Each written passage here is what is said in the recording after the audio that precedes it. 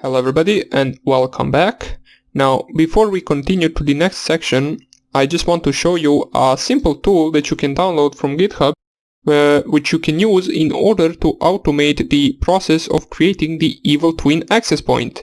Now what I mean by that is basically there is a tool on GitHub that will do all of the stuff that we will manually do later on automatically. So it will create all the files it needs and all the process of configurations in order to create the evil twin or the basically another access point for you. Now that this can be used once you need an access point with a login page, so you can prompt users to enter their credentials in order to access the internet, and you can capture those credentials basically with Wireshark on any sniffing program. Now I will not cover how to use this tool since my Kali Linux, as I said, can't support the evil twin attack. I will only show you how to install it, but the process of using that program is relatively simple. You just need to click on some of the numbers in order to make that work. So let us just open up our Firefox. Let us go onto the new tab and search for the Fluxion. So just type here Fluxion GitHub. Once you open that, go onto the first link, which is the Wi-Fi Analyzer Fluxion official repo for Fluxion. Click on it, and what you want to do is basically do the process of installing a GitHub program. So copy the link of the file or all of the program and then type here, let me just go one directory back into our root directory, and then git clone and then paste the link and add .git. Now this will take a few seconds to download. And once it is downloaded, I will show you how you can install all of the required things you need in order to run that program. Now after that, you can run the program and it will basically just give you a bunch of the options available for the program, and you just click on the number which suits your needs.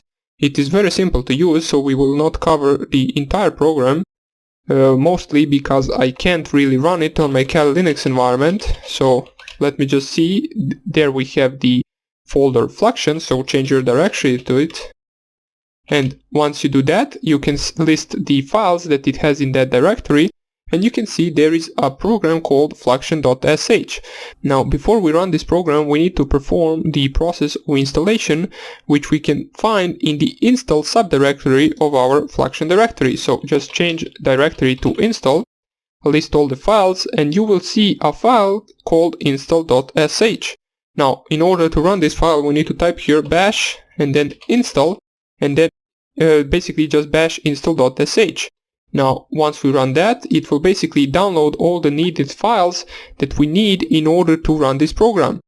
As we can see, I haven't updated my Kali Linux for a long time, so this might take actually longer than it should for you if you updated it regularly, since we can see there are a bunch of packets that need to be removed and that are no longer required. Now it is removing those packets and it will install the packets it needs in order to run this. So we just wait for this to finish, and once this finishes we can basically run the fluxion.sh if we successfully installed all of the files it needs in order to run it. So right now it's removing some of the Python files right here.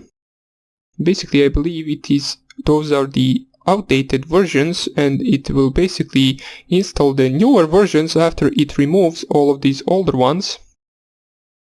So we will wait for this to finish. So here it is, the process of installation of Fluxion has finished for me.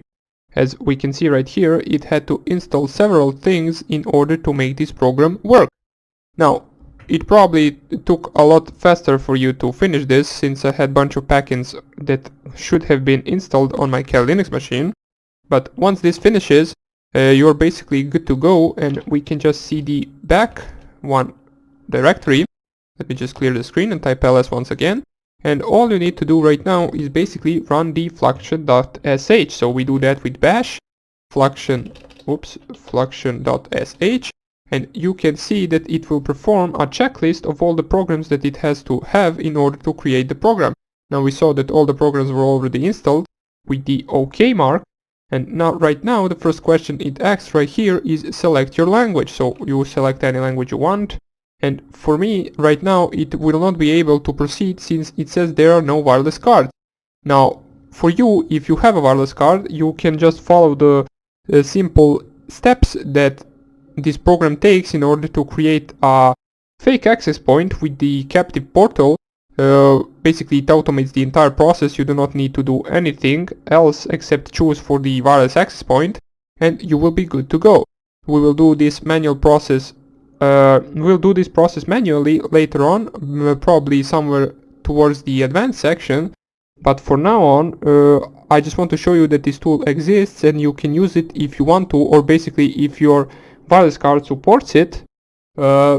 That would be it for this tutorial. I would have covered the entire program if my wireless card supported it, but it doesn't, so we will just continue with the manual process later on. But in the next lectures we will cover some of the security measures you can take in order to protect your wireless network, and we can also check out how we can, for example, find the name and connect to the hidden networks if someone has set their wireless access point to be hidden. I will show you that in the next lectures, and I hope you enjoyed these ones for now on, and hope I see you in the next one, and take care. Bye.